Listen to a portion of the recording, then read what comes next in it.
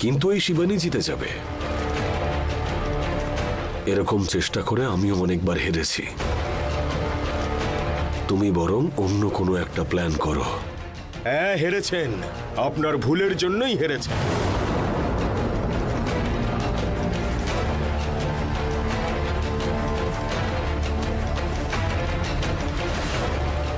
আপনার সব plan correct ছিল, প্ল্যান মতোই তো সব কাজবাজ হচ্ছিল, কিন্তু এক্সিকিউশনটা ভুল হয়ে গেল।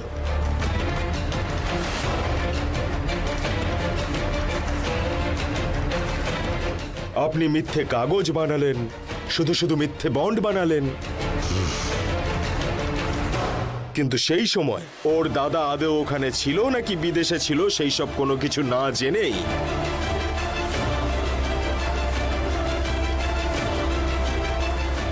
বিয়ের ডেটও ফিক্স করে ফেললেন, ইনভিটেশনও বানিয়ে দিলেন। তার জন্যই সব গন্ডগোল হয়ে গেল কিনা?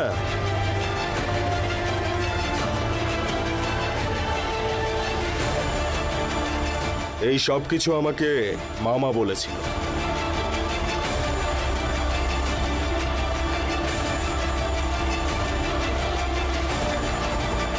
কিন্তু আমার রুট অন্য,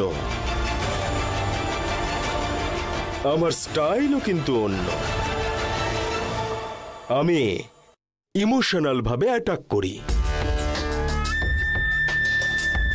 আপনি সম্পত্তি কেড়ে নেওয়ার সময় যেই শিবানী আপনাকে হারিয়ে একা একা ওই বাড়ির ভিতরে ঢুকে গেল, সেই শিবানীকেই ওর ইচ্ছেতে ওর সব সম্পত্তি ভৈরবের নামে করে দিয়ে বাড়ি ছেড়ে যেতে বাধ্য করব। আর সেটা আমি খুব তাড়াতাড়ি করব।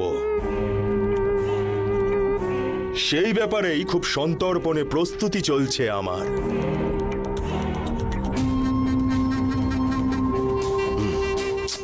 ঠিক আছে, তোমার যা ইচ্ছে হয় করো, কিন্তু আমি শুধু ওকে রাস্তায় দেখতে চাই। আসবে আসবে আসবে, আসতে বাধ্য করব আমি। কিন্তু এইবার যদি ও রাস্তায় আসে তাহলে আর কোনোদিনও বাড়ি ফিরতে পারবে না।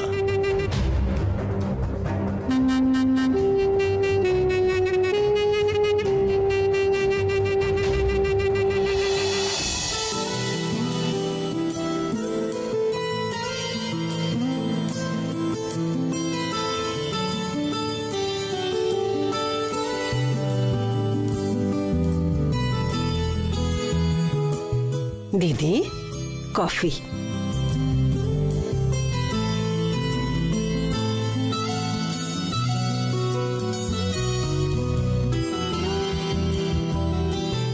ছোড়দি, তোমার একটা কুরিয়ার এসেছে।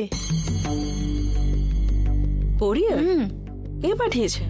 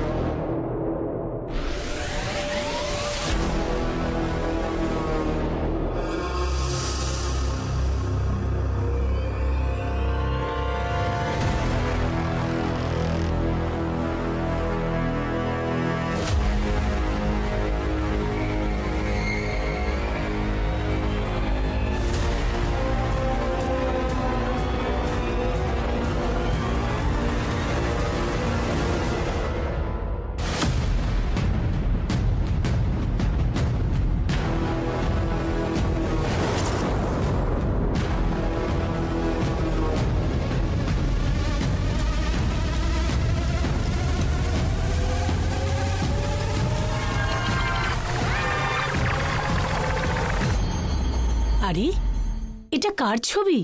ছোড়দি এত ভয় পেয়ে গেল কেন? রূপা, এটা আমার বাবার ফটো, আর তাও আবার অনেক বছর আগেকার ফটো। কিন্তু এটা অন্য কারোর কাছে কি করে গেল? আর এটা আমাকে কোরিয়ার করলোই বা কিসের জন্য? আমার কিছু মাথায় ঢুকছে না।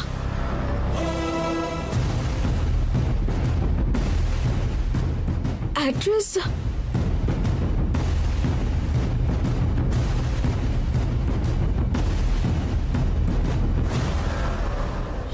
সং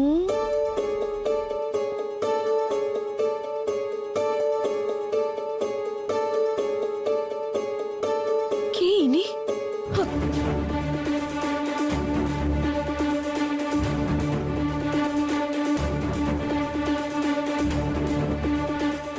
দীঘার অ্যাড্রেস দেওয়া আছে। কমলা মা, আমার রুমে ব্যাগটা রাখা আছে, নিয়ে এসো তো। আনছি দিদি।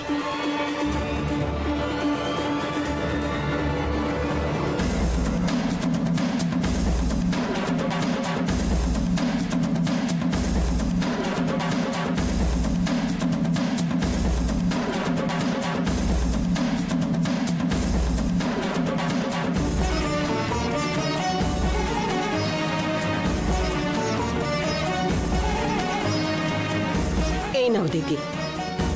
কি হয়েছে দিদি, তোমাকে এত চিন্তিত দেখাচ্ছে? তুমি কাউকে কোনো কল করবে না, আর এটা নিয়ে কাউকে কিচ্ছু বলতে যাবে না। আমি একটু বাড়ি থেকে ঘুরে আসছি।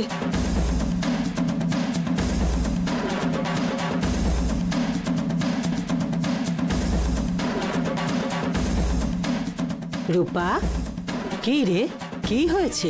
দিদি এত তাড়াহুড়ো করে কোথায় গেল? বুঝতে পারছি না কমলা মা। মনে হয় ভৈরবকে জিজ্ঞাসা করলে কিছু জানা যাবে। হ্যাঁ, ও সত্যি জানলেও কি আমাদেরকে বলবে?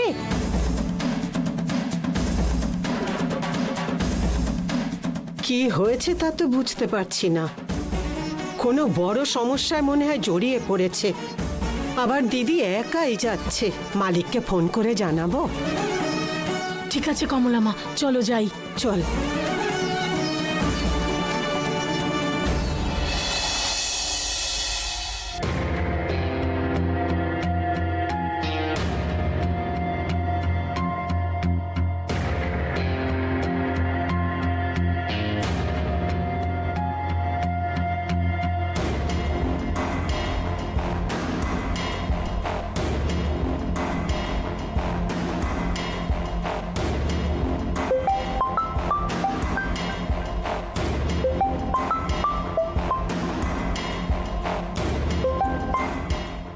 শিবানীর বাড়িতে বোম